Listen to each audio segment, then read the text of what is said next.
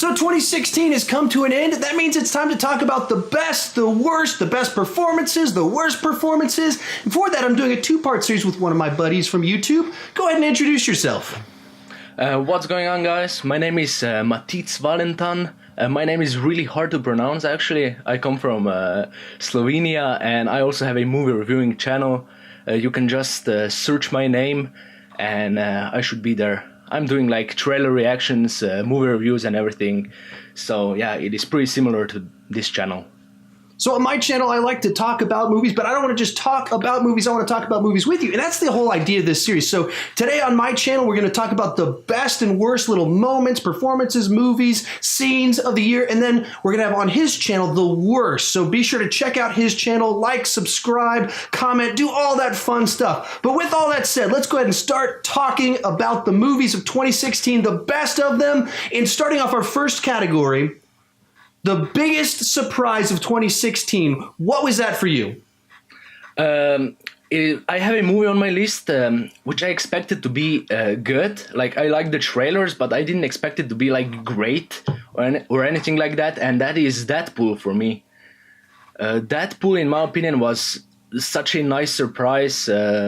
It was awesome. It is absolutely one of my favorite movies of the year, and it was hilarious. It has a truly great comedic performance by Ryan Reynolds in it. So yeah, Deadpool is one of those movies for me.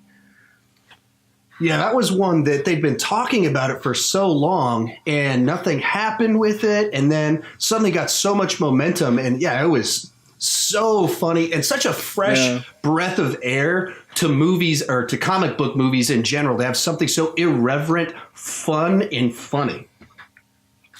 So I also have, I actually put a few movies in this category. Is that all right? Go for it. Because Zootopia was also one of those movies that really surprised me. I was expecting also, just like Deadpool, I was expecting it to be enjoyable and everything. But I actually really loved Zootopia. And there were some moments in there that were truly hilarious, like the sloth scene. I'm not quite sure if you saw this movie already. I have seen this one. Okay, so yeah, this one is also one of my like favorite movies of the year. In my opinion, it is the best animated movie for me. I did not watch Moana yet. I still have to watch it, but other than that, yes, it was very fast-paced. It was like it had some actually good action scenes in there. So I also really like that one. For me, the biggest surprise of the year was Bloodfather. Because I didn't know it was coming out. I hadn't heard anything about it. And I really like Mel Gibson. And, you know, because of personal reasons, he's kind of disappeared for 10 years. And so having him come back with just this great performance in a movie that I really enjoyed, it had like a dark sense of humor to it, had some action in it, had a lot of drama in it, great performances. So for me, that was the one that just kind of really surprised me. Yeah, I also watched that one.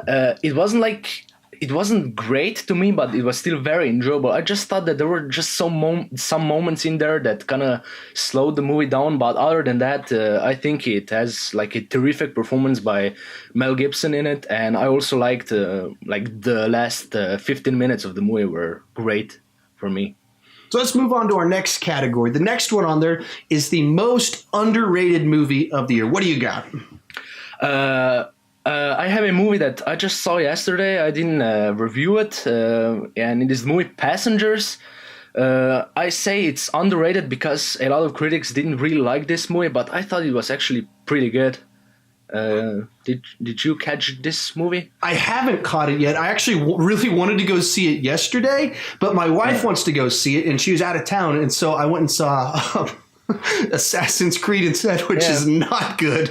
But I wanted to go see Passengers. I even had another guy. He's like, "Hey, I'll go to the movies. Can we see Passengers?" I was like, "No, man, I can't see Passengers yet." So I really want to go see, because that's what I'm hearing is that the reviews for it are really low. But the people that have gone to go see it are like, "Yeah, it's a lot better than what the reviews are saying."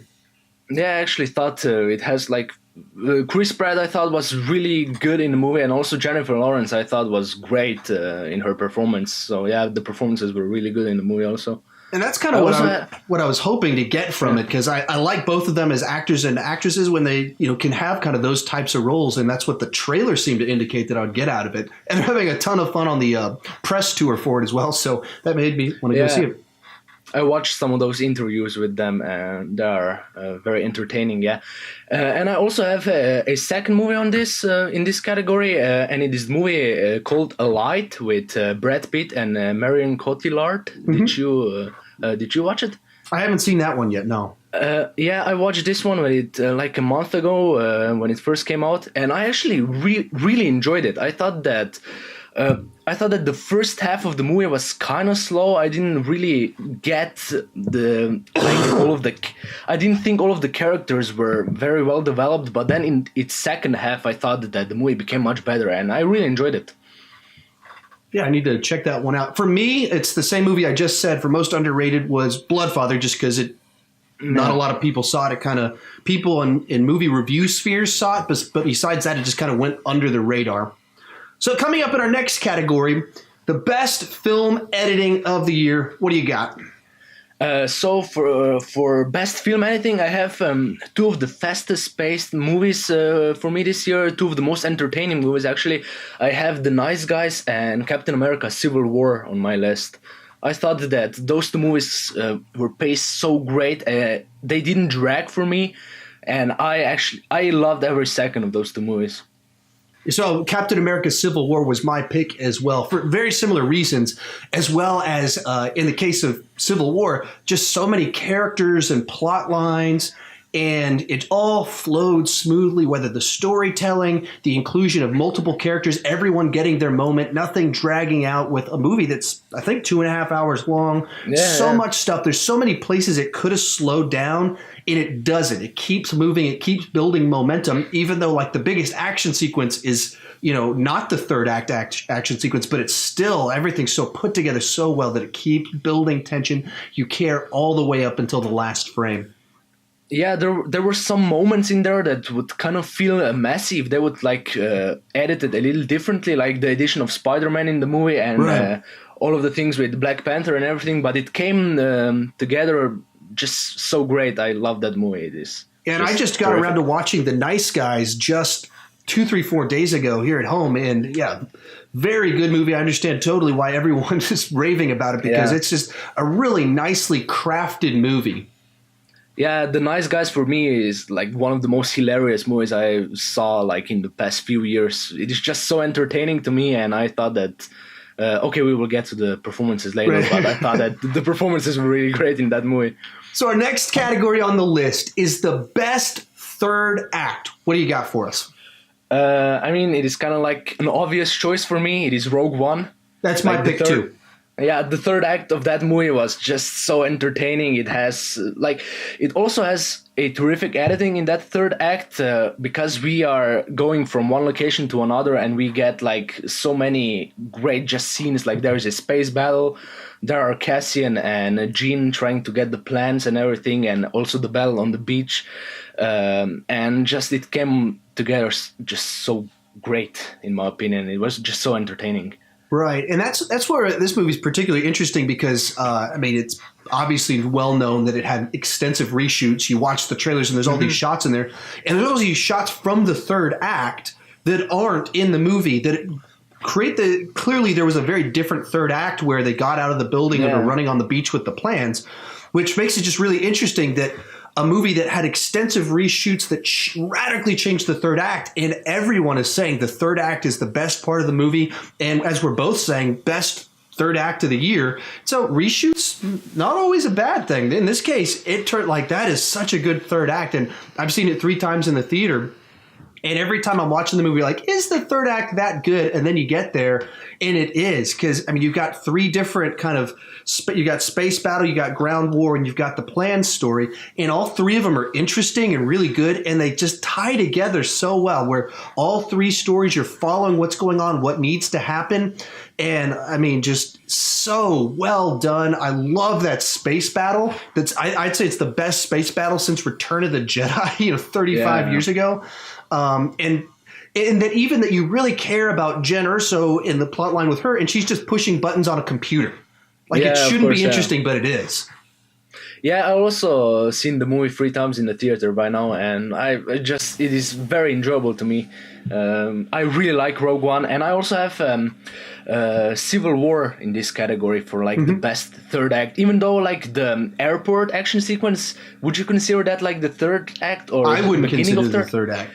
Okay, then like in Siberia, right? Yep. That's the third act of the movie. But still, I thought that was very exciting third act. And I think that's what's so impressive about that final battle in it is that in almost any other movie, that would feel anticlimactic after what just happened, because everyone talks about the airport battle. That's the one everyone talks about. But in this movie, the movie's so well crafted that in watching the movie, that's the perfect end to that's the perfect third act for that movie, is that it's personal. It's not, it doesn't need to be spectacle. It doesn't need to be gigantic, because the whole movie's about these two guys that are friends and how they have different value sets, and it's hurting each other. And so it's such a good, while not being his biggest action sequence in the movie, still being the perfect third act for that movie. Yeah, I thought, like you said, like the personal battle between them was very cool, and also some of the shots in there, like that one take when Bucky and Captain America are just hitting Iron Man. Right. The shot that we saw in the first trailer, it was just so exciting, that third act. And like the Bucky trying to escape. By the way, spoilers for that movie. If anybody has sure, go for it. Yeah, but like Bucky is trying to escape, and Tony Stark just wouldn't let him, and it is just fantastic. Right. I mean, it's emotional. There's tension. Like the stakes in it aren't the world's going to end. And that's the problem with so many superhero movies, is that you get to the third act and it's like the world's going to end. And this is a one that was gigantic. It's, the best comic book movie of the year. And the stakes in the third act are just their friendship. It's two friends fighting. And it's so much more impactful than so many of these other movies that are like, we're going to end the world. So yeah, great third act. It is actually a superhero movie that does not end with the big beam in the sky. Yeah, no beam in the sky, no garbage spinning around the city, no buildings being toppled, just two guys fighting each other. So with that said, next category on our list is Best Visual Effects. What do you got? So for me, the best visual effects are in... I have multiple movies in this category. Rogue One is one. Maybe I wouldn't exactly say that the CGI faces were some of the greatest things in the movie, but other than that, like the space battles and all of those other things, like terrific CGI in the movie. Then also The Jungle Book is one that has terrific visual effects, and also Doctor Strange for me. Those are the three movies that have like the best visual effects of the entire year. Yeah, so for me, I think the most impressive visual effects would have to go to The Jungle Book. I haven't actually seen the whole movie yet, but every shot I've seen is just stunning. And so that's kind of the most impressive, and the most creative, just interesting, I'd go with Doctor Strange as well. Of like, this is how you do special effects interesting. So The Jungle Book, that's pretty straightforward. Make a jungle that looks realistic with CGI. Incredible. But just creative, innovative, like interesting shots. Like, wow, this is so cool. How did you come up with the idea for this shot that ties in with the fighting style and what they're doing? That was, just stunning what they did. And with Rogue One, I don't mind the CGI faces. To me, the people I've talked to that didn't immediately know Peter Cushing died in 1994 also didn't immediately know he was CGI. Like my wife and the friend we went with, they were watching it. And I was like nudging them, and they're like, why are you elbowing me? It's like, that guy is CGI. And they're like, what? And then they looked at it, and then they went, oh, I guess I can tell that. But they did not know he was CGI. Yeah, the same goes with my sister. I saw Rogue One with her when I watched it for the third time. And she actually didn't know like anything about those CGI faces and everything. And she didn't even notice it, like that the faces were CGI and everything. So yeah, but we were looking for it because we knew what was going on. And when I was watching the movie for the third time, the face on Tarkin actually looked the best out of, like, the best to me. Like before, when I watched it for the first time, it seemed very obvious. But when I watched it for the third time, it seemed better.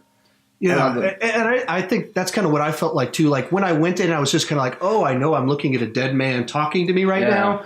It was very off-putting. And then the second time I watched it, it was like, okay, it doesn't look so like that really is good CGI. And then the third time, it felt more natural to me. All right, our next category on the list is the best musical score. I'll go first on this one and just say this wasn't a good year for musical scores for me. There was just none that really popped. And so the movie I'm going to pick, I wouldn't say it's a universally great score, but there was just things in it that was really good to me, and that's Batman v Superman. I think the Man of Steel soundtrack is great, and so then it gets kind of carries over some good stuff. And then I like the Wonder Woman score, and that was actually memorable to me. And so that's the one that kind of comes to mind, but I mean, that's only because this was a year where there just weren't a lot of scores that I remembered that popped at all to me. So that was my take. So hopefully you had some that you really liked. What do you got? I also have Batman v Superman on my list. Oh, good. I thought that the beginning of the movie with Bruce Wayne's flashback, I thought that the musical score in that scene was fantastic. And also, like you said, Wonder Woman's theme was very great, and some of the action sequences that were kind of recycled from Man of Steel soundtrack.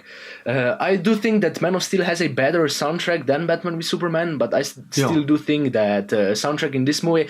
At first, when I saw the movie, I felt kind of disappointed in the soundtrack, but when I watched it for a few more times, it actually grew on me. So yeah, I also have Batman v Superman in there. Yeah, so my problem with the soundtrack is I don't know what Batman's score is.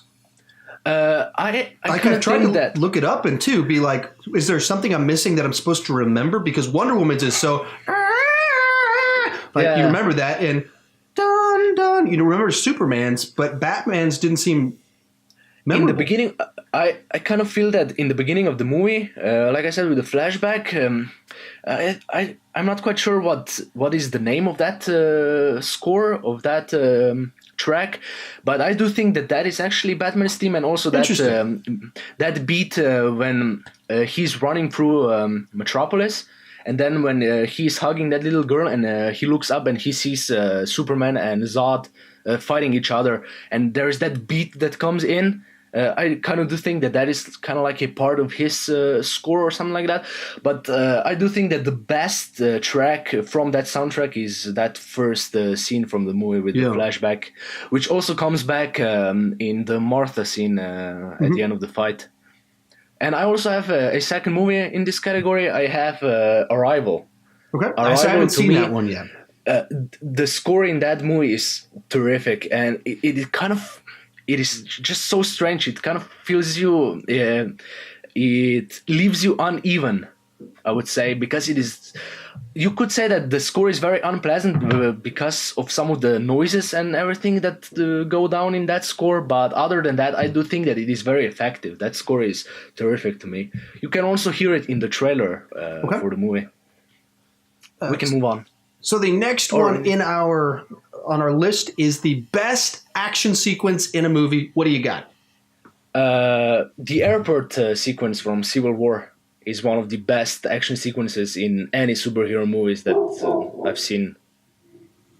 So for me, what do you think? For me, I went with, and so that was kind of like my runner-up. I went with the Batman warehouse sequence in Batman v Superman. Oh, I completely forgot about that. Yeah, I would also say that is one of the best.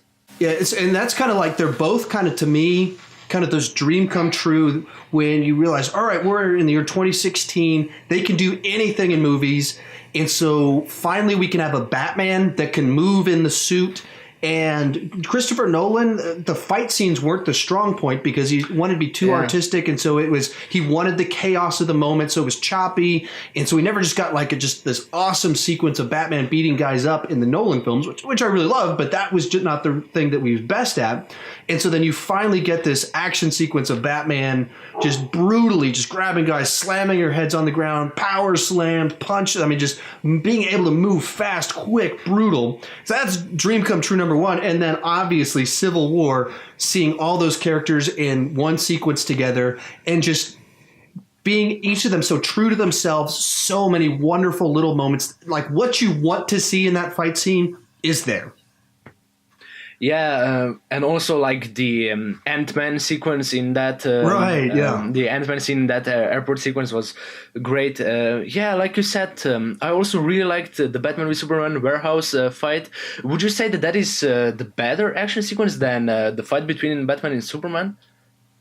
I would say as a sequence in and of itself, yeah. I mean, yeah, as just an action sequence, yes. As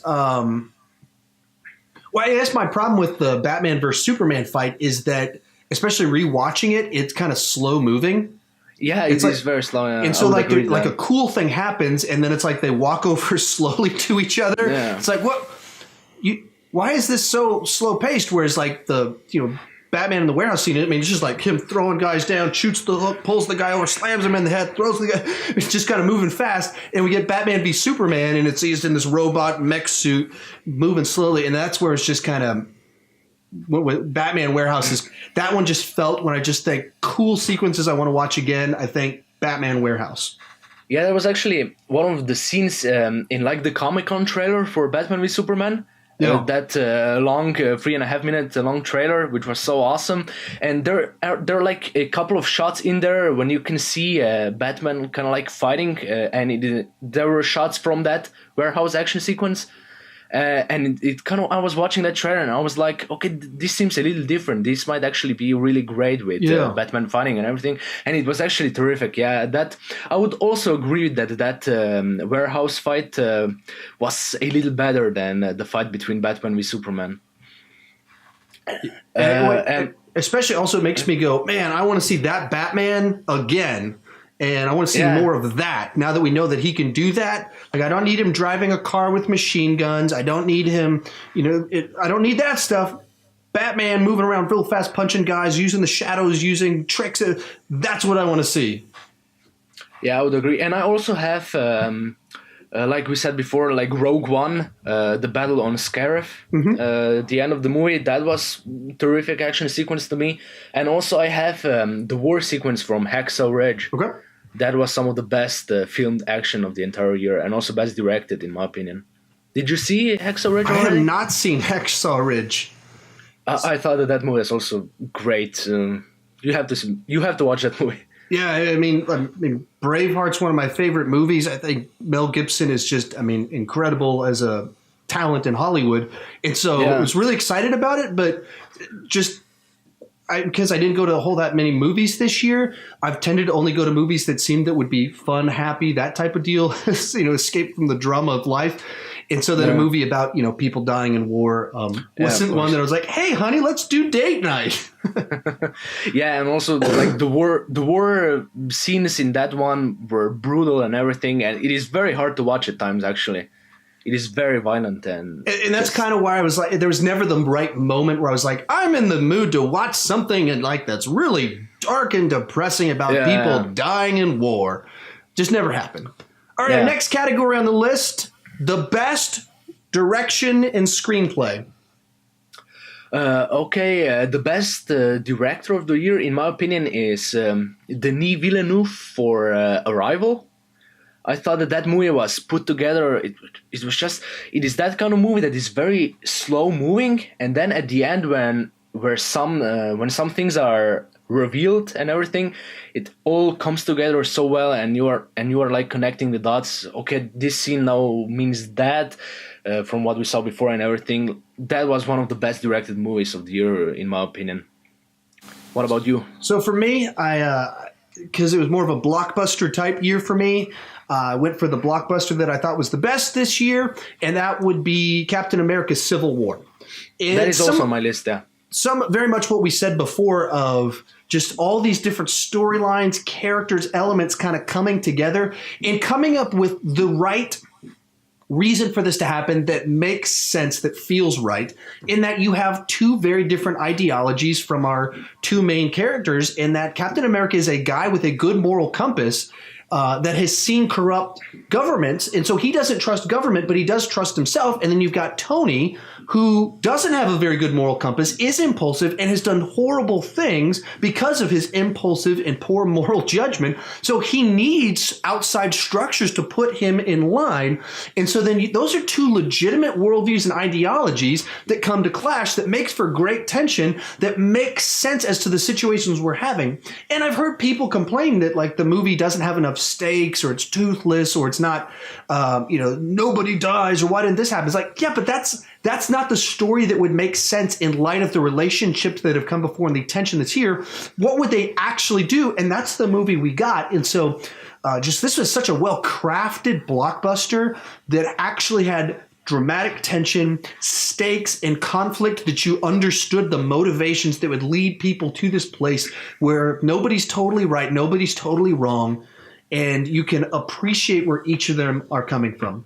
So that's where, for me, the best written and directed blockbuster. And since I didn't see a lot of the other stuff, that's where I kind of went with the blockbuster direction.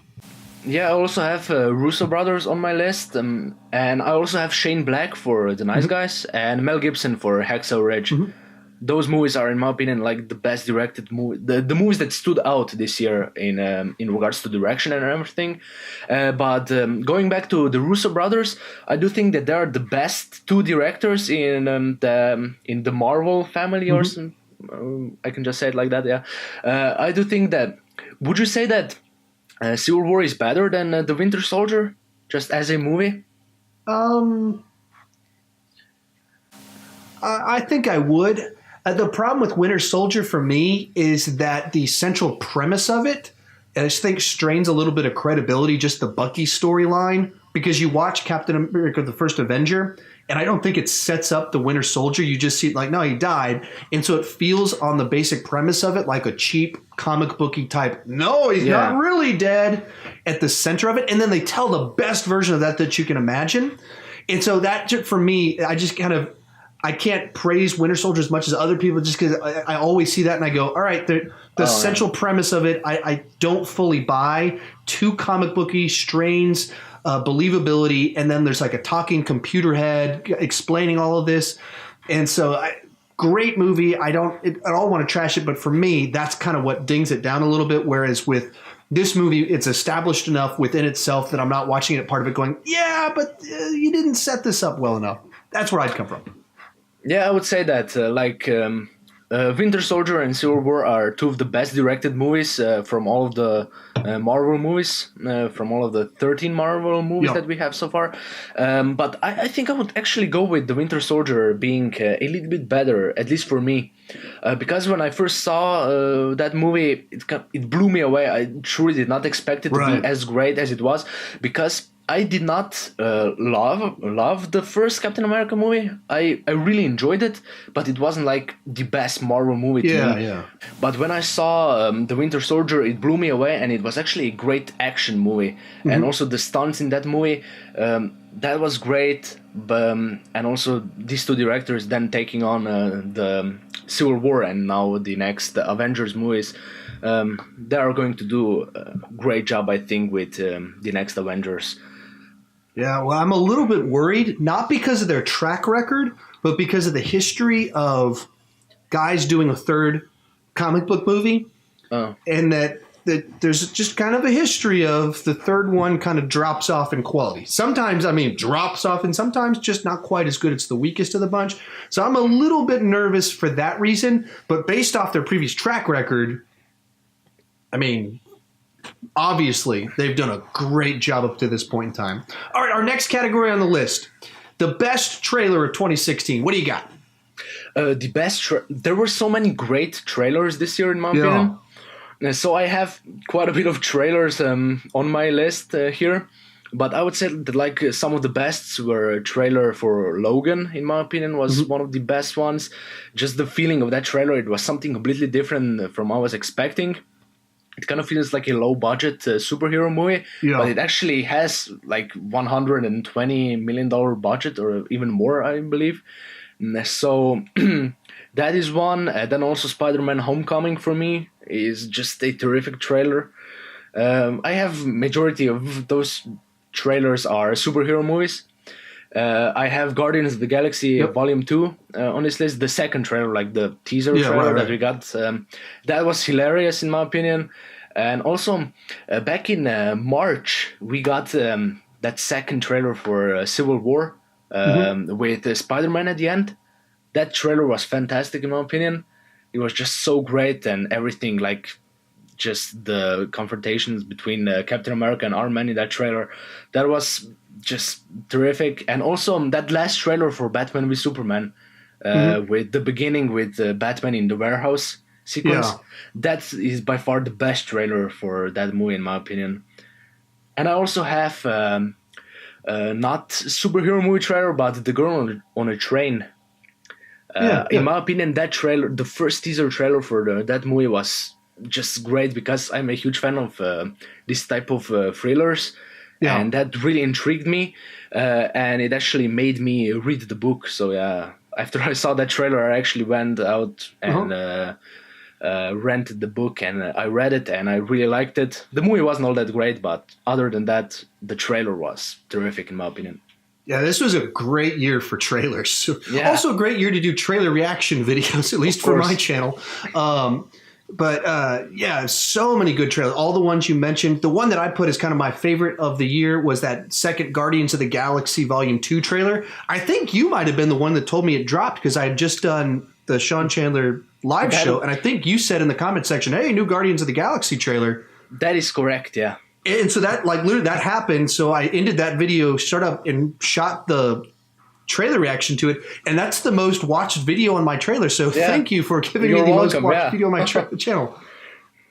So, do you have any other trailers on this list? Not beyond the ones that you mentioned, but I mean, War of the Planet of the Apes. I mean, there's been so many good ones that. And also the Wonder Woman trailer was also terrific. Wonder Woman. That's, as I was going through it, I was like, what's the one that I know that I watched the most? It was Guardians of the Galaxy, but there were just so many good ones that I could list off probably 20 that I was like, that was a really good trailer.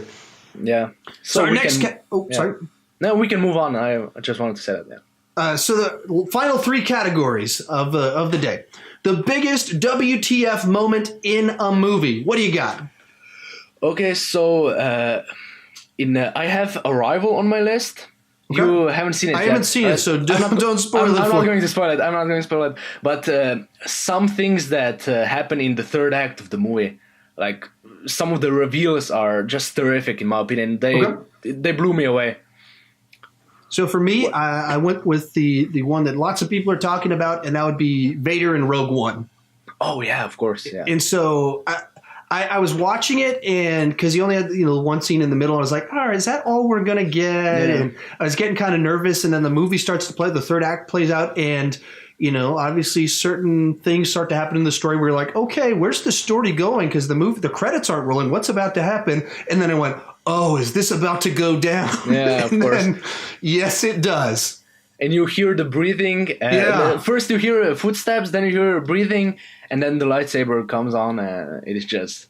And having seen it 3 times, I mean, that might be the best final 2-3 minutes of a movie that I can think of, where you're just... The movie's been good, and it's like, well, that was a great third act, and then it ends even better than the best third act of the year. I mean, just such a cool moment, like back-to-back moments, the final shot in it was like, yes, that's such a good way to do that. Yeah, and there are also some moments when you watch the trailers for Rogue One, in those trailers you can see a lot more of a Vader, actually. And they also cut those scenes out of the movie. I'm not quite sure what that was all about, but like him standing in front of that red projection. Yeah, the red screen. And also Krennic talking to him like the power and everything. Yeah. I do think that they took that scene out of the movie because Krennic was kind of like scared of him in the movie. Yeah. But in that scene in the trailer, he was like antagonizing Vader, or he was like standing up to him or something like that. That's where I read an interview with Ben Mendelsohn, I believe is his name. Yeah. And he talked about how like every scene they would read it 10, 20 different ways. And so he didn't actually know what the way the movie was going to play out because there's so many different readings of all the scenes. And that would make perfect sense in light of what you just said of like how radically different these scenes could be and what's going to be in there, what's not going to be. If in one sense he's like feels confident talking to Vader, kind of the way Tarkin did in A New Hope, versus the way we see him actually act in the movie when talking to this guy over my shoulder right here. Yeah, and also when they're talking in the trailer, they're on the ship, but in the actual movie, they only meet on that lava planet. Yeah. Some of those scenes were it's very confusing to me, like some of the trailers for Rogue One and everything. Right. That's, I mean, I watched it and I left the movie only noticing like the TIE fighter in the third act not coming up in front of General. So that's the only one when I watched it. And the line, "It's a rebellion, I rebel." Like those are the only two that I remember the first time I watched it. And then I heard in the comment section, "Here's all the things not in there." I was like, whoa. Yeah. I mean, the first whole teaser trailer is not in the movie at all. Yeah, I would completely agree. Also, when I first saw the movie for the first time, I was also like, yeah, there were quite a bit of scenes that weren't in the movie. But then when I started thinking about it, and there were so many things, like with Forrest Whitaker, like being bald in the trailers and everything, that whole speech, and also in some of the featurettes when you can see Gene and Forrest Whitaker standing outside of that cave. And where was that in the actual movie? Like, I'm very curious what the original cut of that movie actually was. Yeah, because it feels like they rewrote the entire Saw Gerrera storyline and they rewrote the whole third act. And so that's like the first half of the movie and the whole last third of the movie radically different, as best I can tell from the trailers. Yeah, also with Gene and Cassian, and also K2SO like running on the beach. Right. I mean, that's a totally different end of the movie. And when you also watch some of the TV spots that came out like a week before the movie came out, there were also those shots in those TV spots. Like, that was kind of unfair to me, because by that time they probably already knew what. They probably had the entire movie edited already, and I actually heard that Gareth Edwards was talking to the trailer company, and they actually showed him the trailers, and he was actually like, those scenes aren't in the actual movie, but the trailer company said, yeah, we know, but it is like the best marketing material or something like that. Well, it's like one of the main banner posters for it is Jen Erso running on the beach, and they CGI'd out or photoshopped out her holding the plans. But the shot that's this poster of her running in the water in the movie, when they shot that shot, is her running with the plans. And this poster is not, that whole plot thing is not in the movie. So anyway, all right, let's move on to our next categories. Okay. Final two categories. We're getting to some of the best ones and the best performance of the year. What do you got? Okay, the best performance, in my opinion, is Andrew Garfield from Hacksaw Ridge. I didn't see Silence yet. I also heard a lot of buzz for that movie, like with his performance and everything. But I think that he did like a terrific job with his performance in Hacksaw Ridge, and also Mel Gibson for Bloodfather. Okay, I think that he gave like terrific performance in that movie. Speaking of Mel Gibson and Bloodfather, that is my pick for the best of the year. I mean, I've always been a huge Mel Gibson fan, as an actor, as a director, and just his performance in Bloodfather, I think, was kind of shows all of the sides of Mel Gibson of why he was so popular back in the 90s, that he can do like these little funny, quick one-liners. He can be so angry and intense. He can be like just have a deep sadness in his eyes, and just have a crazy to him too. And of course, because we know from the tabloids that's because he's kind of crazy, angry, and insane in real life. But I mean, he brings all of it to this movie that's kind of small scale, but just brings so much to it. Yeah, and especially that character, if it was played by someone else, so easily could be unlikable, but he makes him likable while still being so intense.